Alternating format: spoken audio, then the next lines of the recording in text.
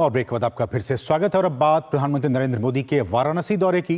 प्रधानमंत्री नरेंद्र मोदी ने 6,700 करोड़ रुपए से अधिक की 23 परियोजनाओं का उद्घाटन और शिलान्यास किया। इसमें देश के 7 हवाई संपर्क परियोजनाएं भी शामिल हैं। 3 नए एयरपोर्ट का भी शुभारंभ किया गया। इससे 2 करोड़ 30 लाख लोगों को फायदा होगा। इस मौके पर पीएम ने कहा कि तुष्टीकरण के चलते पहले की सरकारों ने काशी के विकास को नजरअंदाज किया।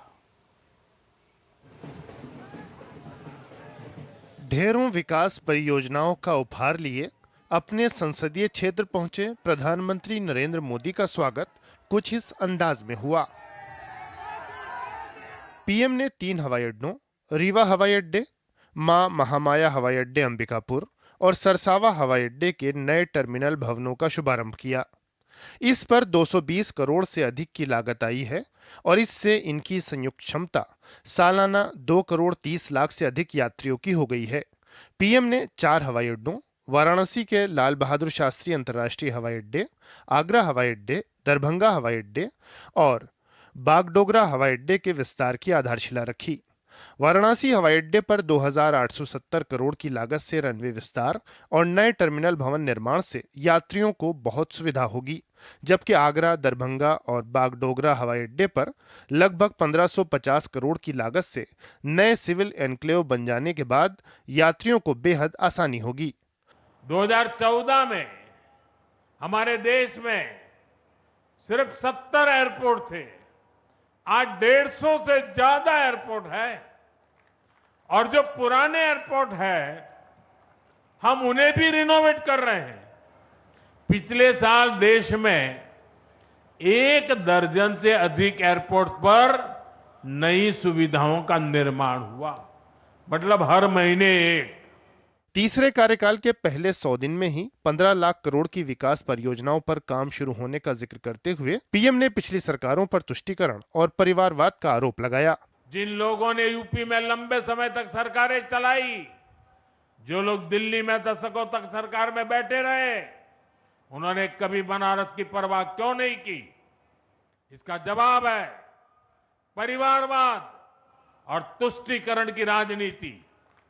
कांग्रेस हो या समाजवादी पार्टी, ऐसे दलों के लिए बनारस का विकास न पहला प्राथमिकता में था, न भविष्य में कभी होगा।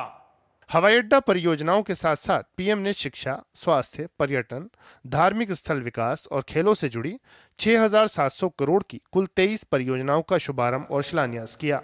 पीएम ने विश्वास जताया कि नई सुविधाएं उनके संसदीय क्षेत्र के लोगों के जीवन में सकारात्मक बदलाव लाएंगी।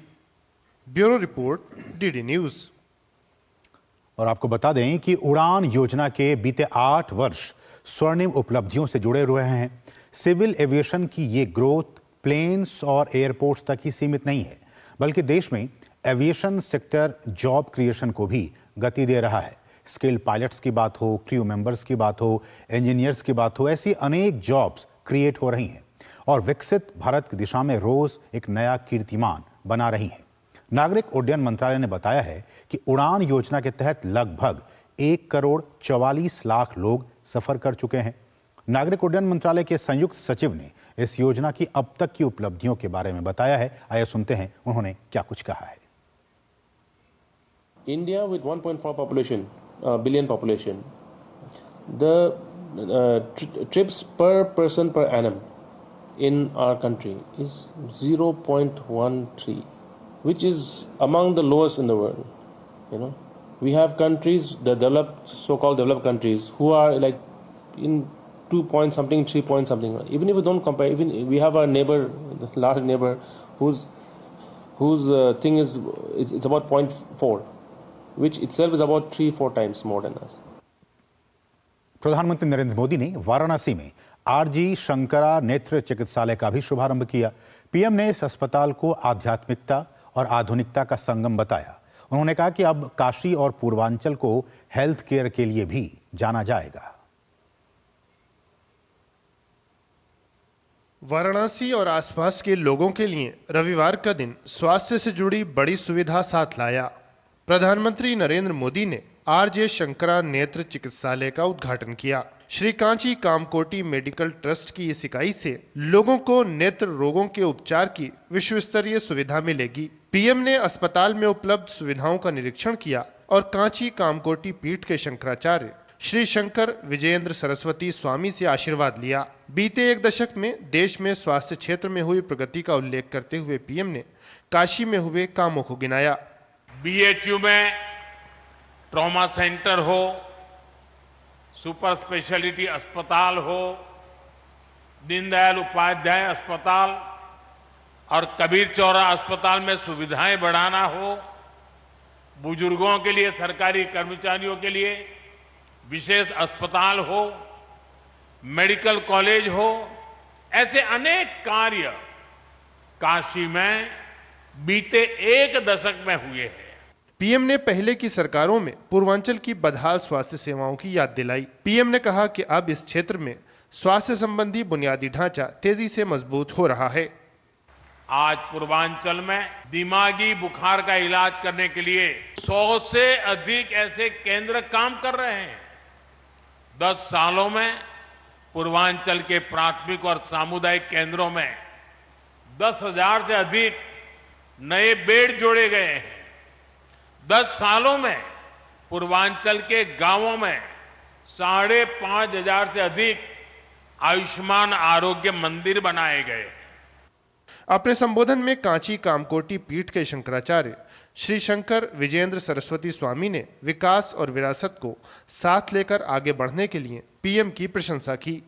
ऐसे ईश्वर का कृपा नरेंद्र दामोदर दास जी के प्रति ईश्वर का कृपा कारण और संतों का आशीर्वाद के कारण इनका जो सरकार है एनडीए नरेंद्र दामोदर दास का अनुशासन जो भी सरकार है वो प्रजा का सुरक्षा के लिए, सुविद्या के लिए, सुभिक्षा के लिए काम कर रहा है।